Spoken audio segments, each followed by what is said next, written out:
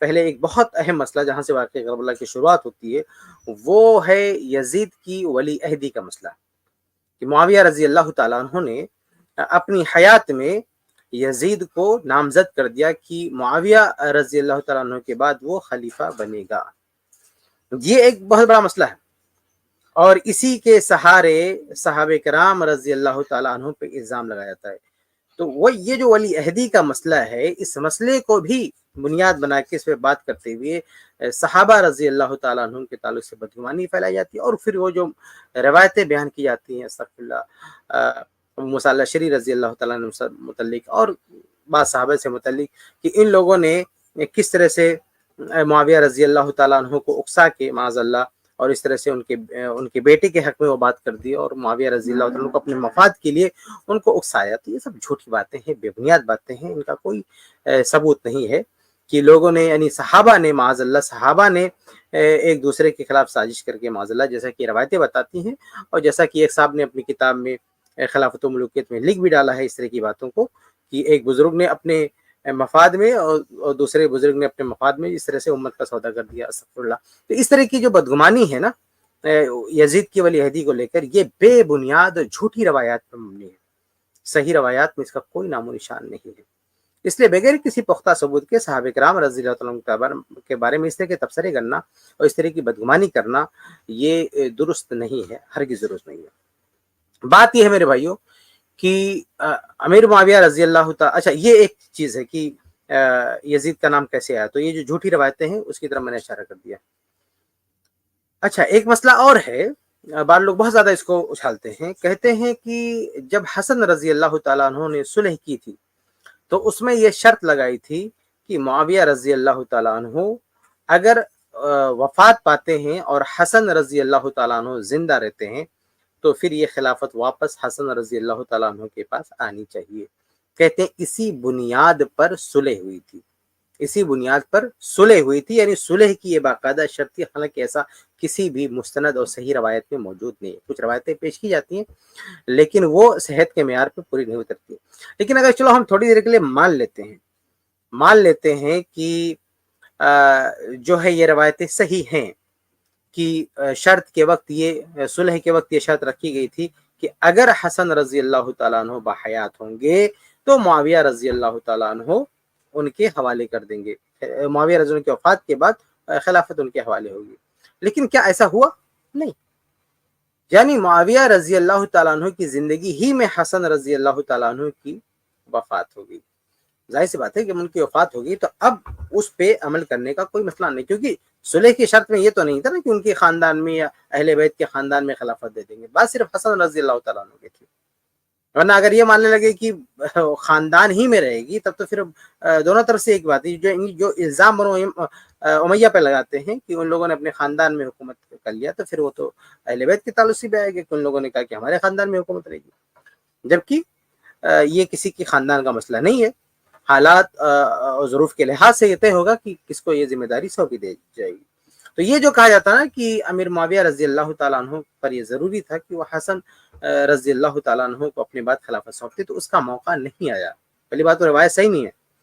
بلکہ ایک روایت تاریخ ابو زرع کی ہے، اس سے اس کی تردید بھی ہوتی ہے۔ تو جب ایسا موقع نہیں آیا تو اگر جو لوگ اس طرح کی روایتوں کو صحیح بھی مانتے ہیں وہ معاویہ رضی اللہ تعالیٰ عنہ پر کسی طرح کی کوئی الزام تراشی نہیں کر سکتے۔ اچھا ایک اہم بات یہ بھی ہے، امام ابو زرع رحمہ اللہ نے اپنی تاریخ میں صحیح سند سے واقعہ نقل کیا کہ امیر معاویہ رضی اللہ تعالیٰ عنہ سے پوچھا گیا ان کے حیات میں کہ آپ کے بعد خلافت کس کے پاس ہوگی، یعنی آپ کے بعد جو ہے یہ خلیفہ کون ہوگا؟ تو امیر معاویہ رضی اللہ تعالیٰ عنہ نے باقاعدہ 6 لوگوں کا نام لیا، 6 لوگوں کا، کہا یہ 6 لوگ فیصلہ کریں گے، یعنی بالکل ویسے جیسے عمر رضی اللہ تعالیٰ عنہ اس دنیا سے گئے تو انہوں نے بھی 6 رکنی کمیٹی بنائی اور کہا کہ میرے بعد یہ لوگ طے کریں گے کہ خلیفہ کون ہوگا، انہیں میں سے کوئی ہو جائے گا۔ تو ایسے معاویہ رضی اللہ تعالیٰ عنہ نے بھی اس سوال کے جو صحیح سند سے ثابت ہے جواب میں کہا کہ یہ 6 لوگ طے کریں گے کہ کون خلیفہ بنے گا۔ ان 6 لوگوں میں کون تھے؟ ان 6 لوگوں میں سے حسن رضی اللہ تعالیٰ عنہ تھے، عبداللہ بن عمر رضی اللہ تعالیٰ عنہ تھے، عبداللہ بن زبیر رضی اللہ تعالیٰ عنہ تھے۔ یہ بہت بڑے بڑے صحابہ کرام تھے اور دوسرے لوگ تھے، اس میں 6 لوگ بہت اہم لوگ تھے وہ۔ اچھا، اس واقعے سے بھی پتہ چلتا ہے کہ وہ جو صلح والی بات ہے نا کہ صلح میں یہ شرط رکھی گئی تھی کہ حسن رضی اللہ تعالیٰ عنہ کو لوٹا دیں گے، تو یہ جو واقعہ ہے نا جس میں 6 لوگوں کا نام پیش کریں اس میں حسن رضی اللہ تعالیٰ عنہ اور صحیح سند ثابت ہے، یہ صحیح روایت اس روایت کی تردید کر رہی ہے جس میں یہ کہا جا رہا ہے کہ نہیں وہ اپنے بعد خلافت جو ہے حسن رضی اللہ تعالیٰ عنہ کو سونپ دے گا۔ اگر ایسا طے ہوا ہوتا تو پھر حسن رضی اللہ معاویہ رضی اللہ تعالیٰ عنہ یہ کمیٹی کیوں بناتے؟ حسن رضی اللہ عنہ کی حیات میں یہ کمیٹی کیوں بناتے کہ یہ 6 لوگ جو ہے اس کو طے کریں گے؟ لیکن بہرحال ان میں جو افراد تھے ان میں بھی بعض کا انتقال ہو گیا جیسے حسن رضی اللہ تعالیٰ عنہ، تو پھر بعد میں آخر میں آگے زندگی کے آخری مرحلے میں معاویہ رضی اللہ تعالیٰ عنہ نے پھر یہ ان کی جو سیاسی بصیرت تھی، ان کا جو زندگی بھر کا تجربہ تھا، ظاہر سی بات ہے تقریباً 40 سال انہوں نے حکومت کی تھی، 20 سال تو اسٹیٹ کے امیر تھے اور 20 سال جب حسن رضی اللہ عنہ نے خلافت سونپی تو پھر 20 سال وہ باقاعدہ پورے عالم اسلام کے خلیفہ رہے، تو کل ملا کر تقریباً 40 سال انہوں نے حکومت کی، تو اتنا بڑا تجربہ تھا، اتنی بڑی سیاسی بصیرت تھی۔ اور ابھی زید بھائی نے نقشے میں دکھایا کہ وہ جب خلیفہ بنے تو اس کے بعد جو ہے عالم اسلام کی کتنی توسیع ہوئی اور بہت بڑی انہوں نے خدمات انجام دی، اور یہی تو وہ چیز ہے نا جس کو دیکھ کر لوگ جلے بھنے جا رہے ہیں۔ معاویہ رضی اللہ تعالیٰ عنہ کے خلاف جو ہے شرارتیں کرتے ہیں، ظاہر سی بات ہے کہ ان کا یہ کارنامہ ہے، اور اللہ کے نبی صلی اللہ علیہ وسلم نے صحیح بخاری کی حدیث میں جو پیشین گوئی کی ہے کہ پہلا جو سمندری غزوہ ہوگا وہ جنتی ہوگا، تو معاویہ رضی اللہ تعالیٰ عنہ نے یہ شروع کیا تھا اور اس حدیث کی روح سے وہ جنتی ہیں، تو ان کے جو یہ فضیلت ہے، جو کارنامے ہیں، اس کو تو اللہ کے نبی صلی اللہ علیہ وسلم نے بھی سراہا ہے بلکہ جنت کی بشارت دی ہے، اور یہ جو بشارت والی حدیث ہے جس سے معاویہ رضی اللہ عنہ جنتی ثابت ہوتے ہیں، اب کوئی لاکھ چلائے لاکھ شور مچائے اس سے کیا فرق پڑتا ہے جب یہ کنفرم ہو گیا کہ معاویہ رضی اللہ عنہ جنتی ہیں۔ تو بہرحال زندگی کے اخیر میں انہوں نے یہ اپنی سیاسی بصیرت سے یہ اندازہ لگایا کہ میرے بعد خلافت کے مسئلے کو لے کر کوئی ہنگامہ ہو سکتا ہے، کوئی بات ہو سکتی ہے۔ انہوں نے پہلے تو 6 رکنی کمیٹی بنائی تھی لیکن اس میں جب بعض کا انتقال ہو گیا تو پھر ان کی یہ رائے بدلی اور پھر انہوں نے سوچا کہ کسی کو نامزد کر دینا چاہیے، کسی کو نامزد کر دینا چاہیے تاکہ میری وفات کے بعد خلافت کے ایشو کو لے کے کوئی اختلاف نہ ہو، کسی طرح سے کوئی ہنگامہ نہ ہو،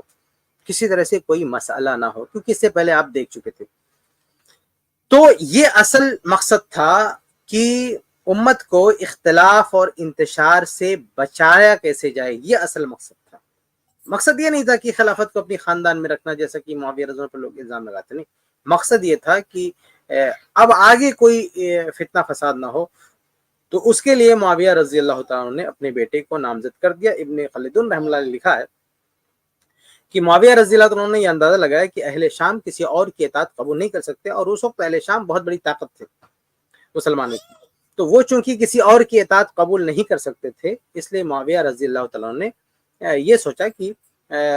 جب اپنے خاندان کا رہے گا تو یہ لوگ ساتھ دیں گے، کیونکہ عثمان رضی اللہ تعالیٰ عنہ جو بنو امیہ میں سے تھے، جب ان کو بہت ہی بے دردی کے ساتھ شہید کیا گیا اور پھر ان کے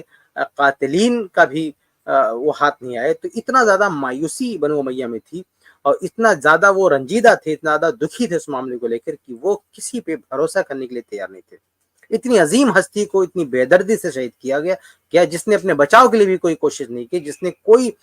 فوج نہیں لگائی، جس نے اپنی جان تو دے دی لیکن کسی کو جان نہیں جانے دی، تو اتنا بڑا حادثہ ہوا۔ اس کے بعد ان کے قاتلین کھلے عام گھوم رہے تھے، تو یہ سب دیکھنے کے بعد بنو امیہ کسی اور کو تسلیم کرنے کے لیے تیار نہیں تھے کہ کہ وہ پھر عثمان رضی اللہ عنہ کی وہ تاریخ دہرائے جو ایک بار دہرا چکا ہے اور قاتلین سے دندناتے گھومے، تو یہ موقع ہم دینے والے نہیں ہیں۔ اب یہ بنو امیہ اس کو لے کر کافی جو ہے کافی اس کو لے کر بہت ہی زیادہ فکر مند تھے، اس لیے معاویہ رضی اللہ تعالیٰ عنہ نے دیکھا کہ یہ لوگ کسی اور کو قبول کرنے پر کبھی راضی نہیں ہوں گے، اور کسی اس خاندان سے باہر اگر کسی کو بنایا گیا تو پھر وہ شخص کامیاب نہیں ہوگا، اسے سپورٹ حاصل نہیں ہو سکے گا، تو بنانے کا کوئی فائدہ نہیں دکھے گا۔ اس لیے معاویہ رضی اللہ تعالیٰ نے جب یہ سوچا کہ اپنے اسی خاندان میں سے کسی چنتے ہیں، تو پھر ان کی نظر اپنے بیٹے یزید پر گئی، اور لوگوں نے پھر اس کے تعلق سے انہوں نے مشورہ کیا، اور جس بڑے پیمانے پر انہوں نے مشورہ کیا، بات چیت کی، جا کے ایک علاقے میں، اس بڑے پیمانے پہ اس سے پہلے کبھی بات چیت نہیں ہوئی تھی۔ تو بہرحال جب معاویہ رضی اللہ عنہ نے دیکھا کہ اکثریت نے اس کو تسلیم کر لیا ہے، لوگوں کو اعتراض نہیں ہے، تو پھر نامزد کر دیا۔ صحیح روایات میں دیکھیں گے تو صرف 2 صحابہ کو اس سے اختلاف تھا، ایک عبداللہ بن زبیر رضی اللہ تعالیٰ عنہ اور ایک عبد الرحمن بن ابی بکر رضی اللہ تعالیٰ عنہ، باقی اور بھی نام آتے ہیں، حسین رضی اللہ تعالیٰ عنہ، ابن عباس رضی اللہ تعالیٰ عنہ، ابن عمر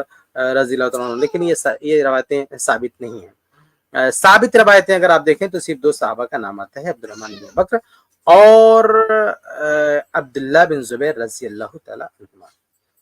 ان میں سے بھی ایک کا انتقال ہو گیا تھا معاویہ رضی اللہ عنہ کی زندگی میں، پھر وہ عبداللہ بن زبیر رضی اللہ عنہ اکیلے بچے تھے۔ اچھا، ان 2 صحابہ نے جو اختلاف کیا تھا، ہو سکتا ہے تاریخ روایت میں محفوظ نہ ہو، کچھ اور لوگ بھی ہو، اس سے انکار نہیں کیا سکتا، لیکن جن لوگوں نے بھی اس سے اختلاف کیا تھا، ان لوگوں نے یزید کی شخصیت کو بنیاد بنا کے اختلاف نہیں کیا تھا۔ ان کا اختلاف یزید کی شخصیت سے نہیں تھا کہ یہ مفضول ہے اور یہ جو ہے کمتر ہے، اس سے بڑے لوگ موجود ہیں تو اسے خلیفہ کیوں بنا رہے ہیں، بلکہ اختلاف کی بنیاد یہ تھی کہ یہ موجودہ خلیفہ کا بیٹا ہے،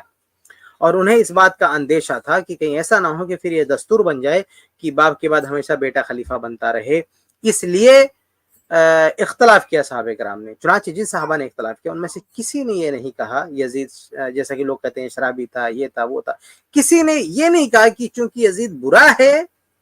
اس میں کوئی مسئلہ ہے اس لیے وہ خلیفے کے لائق نہیں ہے، خلیفے کے لائق نہیں، یہ کسی نے نہیں کہا۔ مسئلہ صرف یہ تھا کہ یہ تو ملوکیت کا مسئلہ ہو گیا نا، تو بادشاہوں کا مسئلہ ہو گیا۔ یہ باقاعدہ بعض روایتوں میں صحیح سند سے موجود بھی ہے کہ باقاعدہ تشبیہ دی گئی کہ تو قیصر و کسریٰ والا دستور نکل آیا کہ باپ کے بعد بیٹا بن جائے گا، تو اس آئین سے اختلاف کیا تھا، یزید سے اختلاف نہیں تھا۔ یہ بہت اہم پوائنٹ ہے یہ سمجھنے کا۔ بہت سارے لوگ کیا سمجھتے ہیں کہ لوگوں نے اختلاف کیا کیونکہ یزید شراب پی رہا تھا، یہ کر رہا تھا، یہ کر رہا، ان کے سامنے صحیح توجیہ نہیں، اس لیے وہ یزید کو بلا وجہ شرابی، کبابی، پتہ نہیں کیا کیا بنا رہے ہیں۔ کیوں بنا رہے ہیں؟ تاکہ جو ان سے اختلاف ہوا یزید سے، اس اختلاف کو کا کوئی جواز پیش کیا جائے، تو اس کا جواز پیش کرنے کے لیے بلا وجہ دنیا بھر کی تہمتیں یزید پر لاد دیا، جبکہ اختلاف کی بنیاد یزید کی شخصیت نہیں تھی کہ یزید کے کردار میں کوئی مسئلہ ہے، بلکہ اختلاف کی بنیاد یہ تھی کہ موجودہ خلیفہ کا بیٹا ہے۔ اگر وہ بہت ہی افضل ترین شخص بھی کیوں نہ ہوتا، لیکن اگر وہ بیٹا باپ کے بعد بیٹا ہے اسے نامزد کرتے تو کسی نہ کسی طرف سے اختلاف ہو سکتا تھا کہ یہ موجودہ خلیفہ کا بیٹا ہے، اور یہ معاملہ اس معاملے سے کوئی بھی اختلاف کر سکتا تھا۔ تو خلاصہ یہ کہ اختلاف کی بنیاد کیا تھی کہ موجودہ خلیفہ کا بیٹا، آئین سے اختلاف کیا تھا، یزید سے اختلاف نہیں کیا تھا۔ لیکن چونکہ معاویہ رضی اللہ عنہ کی یہ نیت بالکل بھی نہیں تھی کہ اپنے خاندان میں خلافت رکھنی ہے، یہی اصل بنیاد تھی، وہ تو فتنی کو ختم کرنا چاہتے تھے۔ اور دوسرے صحابہ کرام جنہوں نے تائید کی تھی، صحابہ کرام کی بڑی تعداد، ان صحابہ کرام بھی دیکھ رہے تھے کہ اس کے پیچھے نیت بری نہیں ہے، اس لیے کسی نے، یعنی جو اکثریت تھی، انہوں نے اس کے خلاف کوئی جو ہے ہنگامہ نہیں کیا، نہ کوئی بڑی مخالفت کی، سب نے تسلیم کر لیا کہ ٹھیک ہے، اگر اسی میں امت کا خیر ہے، اگر اسی میں مصلحت ہے، اگر اسی سے فتنے دب جاتے ہیں تو یہی معاملہ قابل قبول ہونا چاہیے۔ تو یہ جو ہے میں ایک بات کہوں گا کہ بعض ایسے ویورز کا دیکھا جا رہا ہے کہ وہ لوگ جو باتوں کے تعلق سے کمنٹ ڈال رہے ہیں، لیکن وہی لوگوں کو میں ڈھونڈ رہا تھا بیک سٹیج آئے ہیں کیا، تو بیک سٹیج نہیں ہے موجود وہ لوگ، تو اتنا ہم نے اوپن لنک دیا ہے، آپ آئیے بات کرنے کے لیے، یہاں پر آپ کے جو بھی سوال ہے ہم ویلکم کرتے ہیں، تاکہ سوالوں کے بعد ہی ایک موضوع بہت اچھا سمجھ میں آتا ہے لوگوں کو۔ تو آپ یہاں آئیے، وہاں پہ جو ٹائپ کرنے ہیں اتنی محنت کر رہے ہیں، جبکہ وہاں کر کے فائدہ نہیں ہے، وہاں پہ ہو سکتا ہے آپ کا ڈالا ہوا سوال میں کور بھی نہیں کر پاؤں گا، آپ یہاں آئیں گے اوپن ڈسکشن میں تو جا کے بات اچھی ہوگی۔ تو ان میں سے ایک صاحب آئے تھے لیکن پھر آ کے غائب ہو گئے، تو تھوڑا سا صبر بھی کریے، شیخ کفایت کا اوپننگ کمنٹ کمپلیٹ ہو جائے پھر ہم ڈسکشن کریں گے۔ ہاں ہم آپ کا استقبال کرتے ہیں، آپ یہاں آئیے، جزاک اللہ خیر۔ جی شیخ، ٹھیک ہے۔ تو میں یہ جو بیک گراؤنڈ تھا نا، پس منظر تھا اس واقعے کا، وہ اس میں ڈسکس کر رہا تھا کہ یزید کی جو ولی عہدی کا مسئلہ ہے، جو ان کو خلیفہ بنانے کے لیے جو پہلے طے ہوا، اس وقت حالات کیا تھے، اس کا بیک گراؤنڈ کیا تھا، پس منظر کیا تھا، وہ میں آپ کو بتا رہا تھا۔ اچھا، آگے بڑھنے سے پہلے ایک چیز اور میں کلیئر کر دوں کہ اہل سنت والجماعت کا جو عقیدہ ہے، ان کا جو منہج ہے، ان میں یہ کہیں نہیں ہے کہ افضل کی موجودگی میں مفضول کو خلیفہ نہیں بنایا جا سکتے، یہ چیز سرے سے ہے ہی نہیں۔ یعنی اعتراض، بعض لوگ کیا اعتراض پیش کرتے ہیں، کہتے ہیں کہ یزید سے افضل جب موجود ہے تو یزید کیوں بنا دیا؟ بھائی یہ بنیاد اہل سنت کی، ہاں یہ بنیاد ہے ہی نہیں، نہ قرآن کی روشنی میں نہ حدیث کی روشنی میں، کہ خلیفہ وہ بنے گا جو سب سے افضل ترین ہوگا، ایسا نہ کسی آیت میں ہے اور نہ ایسا کسی حدیث میں ہے، ایسا کہیں پہ موجود نہیں ہے کہ جو سب سے افضل ہوگا اسی کو خلیفہ بنایا جائے گا۔ اور اگر ایسا ہوتا نا کہ جو سب سے افضل ہے وہی خلیفہ بننے کا حق رکھتا ہے، تو وفات رسول کے بعد خلیفہ کون بنے گا اس مسئلے کو لے کر کبھی اختلاف ہی نہیں ہوتا. حالانکہ وفات رسول صلی اللہ علیہ وسلم کے بعد اس مسئلے کو لے کر بڑا اختلاف ہوا کہ خلیفہ کون بنے گا, اور کافی بحث کے بعد, کافی تکرار کے بعد, کافی گفتگو کے بعد, کافی سوچ وچار کے بعد ابو بکر صدیق رضی اللہ تعالیٰ عنہ کو خلیفہ بنایا گیا. حالانکہ وہ سب سے افضل تھے, اس میں کسی کا اختلاف نہیں تھا. تو اگر فضیلت ہی معیار تھی خلیفہ بنانے کی تو وفات کے رسول کے بعد کوئی بحث نہیں ہونی چاہیے, سیدھا ابو بکر صدیق رضی اللہ عنہ خلیفہ بن جاتے. لیکن ابو بکر صدیق رضی اللہ عنہ جو خلیفہ بنے وہ صرف اس لیے نہیں کہ نبی کے بعد سب سے افضل تھے, بلکہ اور پہلوؤں پر بھی غور کیا گیا, اور ہر لحاظ سے وہی اہل تھے, وہی اس وقت مستحق تھی, اس لیے ان کو خلیفہ بنایا گیا. ابو بکر صدیق رضی اللہ تعالی عنہ کی خلافت کو لے کر اختلاف ہو جانا یہ بہت بڑی دلیل ہے کہ افضلیت کافی نہیں ہے کسی کو خلیفہ بنانے کے لیے. ٹھیک ہے, لیکن ابو بکر صدیق رضی اللہ عنہ کی خوبی یہ کمال کہ وہ افضل بھی تھے سب سے, اور خلافت کے جو گن ہیں اور جو خلافت کی جو صلاحیتیں ہوتی, جو اہلیتیں ہوتی, وہ ساری ان کے اندر تھی, اس لیے وہ خلیفہ بنائے. اور دیکھیں اور بھی بہت سارے عہدے نا, کسی بھی طرح, یہ تو بہت بڑا عہدہ ہے, اور چھوٹے موٹے عہدے یا دوسرے عہدے جو دیے جاتے ہیں وہ کبھی بھی یہ دیکھ کر نہیں کہ جو سب سے افضل ہے اسے عہدہ دیا جائے, بلکہ آپ جنگی عہدہ دیکھیے. جو کمانڈر کا عہدہ تھا خالد بن ولید رضی اللہ تعالی عنہ, وہ فوج کے کمانڈر ہوا کرتے تھے, خالد بن ولید رضی اللہ عنہ. لیکن کیا وہ تمام صحابہ میں سب سے افضل تھے؟ مطلب فوج کے کمانڈر ہیں, فوج جو کسی بھی حکومت کسی بھی سلطنت کی سب سے بڑی طاقت ہوتی ہے, وہ اس کی ذمہ داری ہوتی ہے پوری حکومت کا دفاع کرنا. تو فوج کی جو قیادت دی جاتی تھی وہ خالد بن ولید رضی اللہ عنہ کو بہت بڑے صحابی تھے, لیکن صحابہ میں سب سے افضل نہیں تھے. صحیح مسلم کی حدیث ہے نا کہ ایک مرتبہ خالد بن ولید رضی اللہ تعالیٰ عنہ نے عبد الرحمن بن عوف رضی اللہ تعالیٰ عنہ کو کچھ کہہ دیا, تو اللہ کے نبی صلی اللہ علیہ وسلم نے کہا کہ لا تسبوا احدا من اصحابی, میرے صحابہ میں سے کسی کو جو ہے برا بھلا مت کہو, کسی کو ایسا مت بولو. فإن أحدكم لو أنفق مثل أحد ذهبا, کیونکہ تم میں سے اگر کوئی احد پہاڑ کے برابر بھی سونا خرچ کر دے, ما ادرک مد احدہم ولا نصفہ, تو ان لوگوں نے جو ایک مد خرچ کیا نا اس کے برابر بھی نہیں پہنچ سکتے. تو آپ دیکھیے کہ کتنا بڑا فاصلہ ہے عبد الرحمن بن عوف رضی اللہ عنہ, خالد بن ولید رضی اللہ عنہ, دونوں میں کتنا بڑا فاصلہ ہے, فضیلت کا کتنا بڑا فرق ہے. دونوں صحابی ہیں لیکن کتنا بڑا فرق ہے, لیکن اس کے باوجود بھی خالد بن ولید رضی اللہ عنہ قائد ہوا کرتے تھے, فوج کے کمانڈر ہوا کرتے تھے. یہ کمانڈری کیا فضیلت دیکھ کے دی جاتی ہے؟ نہیں, وہ اہلیت اور وہ صلاحیت, وہ قابلیت دیکھ کے دی جاتی ہے. بلکہ آج کے زمانے میں دیکھیں روئے زمین پہ سب سے بہترین جگہ کون سی ہوتی ہے؟ مساجد ہوتی ہے. سب سے بہترین جگہ مسجد ہوتی ہے. مسجد کا ایک ٹرسٹ ہوتا ہے, آج اس کا ایک صدر ہوتا ہے. تو آپ بتائیے کہ کیا آج جو مسجد کا ٹرسٹ ہے یا تو اس کا جو صدر چنا جاتا ہے, کیا اس کی بنیاد یہ ہوتی ہے کہ ہمارے محلے کا جو سب سے متقی ہے, پرہیزگار ہے, تہجد پڑھنے والا ہے, وہی مسجد کا صدر ہو سکتا, باقی نہیں ہو سکتا؟ نہیں. آپ بتائیے سب سے مقدس جگہ اور سب سے بہترین جگہ مسجد ہے, اس کے ذمہ داروں کو چننا ہوتا ہے تو وہاں تقویٰ نہیں دیکھتے, وہاں فضیلت نہیں دیکھتے, دیکھتے ہیں کون آدمی ہے جو یہ ذمہ داری سنبھال سکتا ہے, مسجد کا صدر بنے اور صدر بننے کا حق ادا کر سکتا ہے, اس کو بنایا جاتا ہے, نہ کہ اس آدمی کو جو سب سے بڑا نیک ہو. بلکہ اکثر آپ دیکھیں گے آج ہمارے دور میں تو اکثر جو تنظیمیں ہیں, جو ادارے ہیں, جو مساجد ہیں, ان کا جو سربراہ ہے نا, اکثر فضل میں علم میں کم ہی ہوتا ہے, کمتر ہی ہوتا ہے. یعنی اس سے زیادہ فضیلت والے, اس سے زیادہ تقوی والے مطلب بے شمار کئی لوگ موجود ہوتے ہیں, لیکن ان لوگوں کو صدر نہیں بنایا جاتا ہے, بلکہ جن کو بنایا جاتا ہے بڑے عجیب و غریب ہوتے ہیں, لیکن اس لیے بنایا جاتا ہے کہ بھئی یہ مسجد کو سنبھال سکیں گے, یہ ادارے کو سنبھال سکیں گے, اس بنیاد پہ بنایا جاتا ہے. کہیں دھاندلی بھی ہوتی ہے, اس سے انکار نہیں, لیکن عام طور سے یہ چیز دیکھ کے بنایا جاتا ہے. تو بھائی آج ہم وہی کر رہے ہیں, چھوٹی سی مسجد کا انتظام سنبھالنا ہو تو ہماری ساری ہمت جواب دے جاتی ہے. ہم افضل آدمی کو سامنے دیکھتے ہیں, متقی آدمی کو سامنے دیکھتے ہیں, لیکن ہماری ہمت نہیں ہوتی اس کو ذمہ داری سونپ دے, کیونکہ وہ نہیں سنبھال پائے گا. تو معاویہ رضی اللہ تعالیٰ عنہ نے کو اسے مسجد کی ذمہ داری نہیں سونپنی تھی, پورے عالم اسلام کی ذمہ داری سونپنی تھی. اس لیے یقیناً ان کے سامنے بہت سارے صحابہ کرام موجود تھے, بہت ساری بڑی شخصیات موجود تھیں, لیکن انہوں نے غور و فکر کیا کہ یہ کس کے حوالے ذمہ داری دیں کہ پھر وہ اس کو کامیابی ملے, اس کو لوگوں کا سپورٹ ملے اور فتنہ فساد نہ ہو. تو اس فتنے فساد کو روکنے کے لیے انہوں نے یزید کو جو ہے اس کا یزید کا نام پیش کیا کہ یزید جو ہے سربراہ بنے گا, یزید خلیفہ بنے گا. اچھا, ہو سکتا ہے کچھ لوگ کہیں کہ معاویہ رضی اللہ تعالیٰ عنہ نے تو سوچا تھا کہ یزید کو خلیفہ بنائے اور اس سے جو ہے انتشار نہیں ہوگا, اختلاف نہیں ہوگا, لیکن اس کے بعد تو بہت اختلاف ہوا, اس کے بعد تو بڑا مسئلہ ہوا. تو میرے بھائی اس میں کوئی شک نہیں, بڑا مسئلہ ہوا, لیکن یزید کے ہوتے ہوئے مسئلہ ہوا. کیا پتا کہ اگر یزید کے علاوہ کوئی اور ہوتا تو اس سے بڑے مسائل ہوتے, اس سے بڑے فتنے ہوتے, اس سے بڑی تباہیاں ہوتی. کچھ کہا جا سکتا ہے؟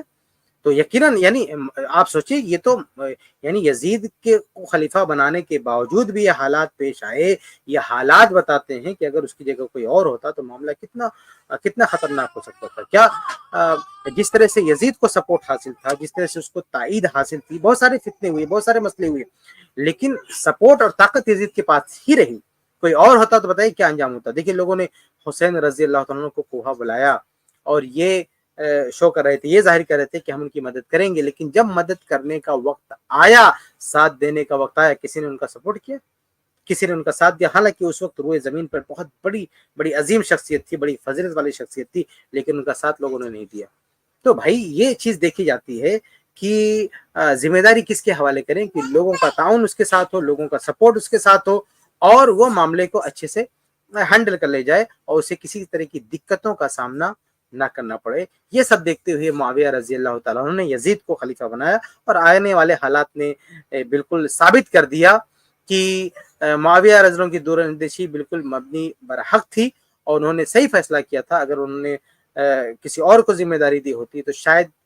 اس سے زیادہ خون خرابے یا اس سے زیادہ مسئلے کھڑے ہو سکتے تھے جتنے ہوئے. جب یزید کو خلیفہ بنانے کے باوجود بھی اتنا ہوا, اور پھر بھی یزید جو ہے یزید کے سپورٹ میں سارے لوگ تھے, پھر بھی اتنے سب کچھ ہوا. تو اگر کوئی اور آ جاتا تو بتائیے مسئلہ کیسا ہوتا, کتنا خطرناک ہو سکتا تھا. گرچہ کتنی افضل ترین شخصیت کیوں نہ تھی, حسین رضی اللہ عنہ کی مثال ہمارے سامنے موجود ہے. بہرحال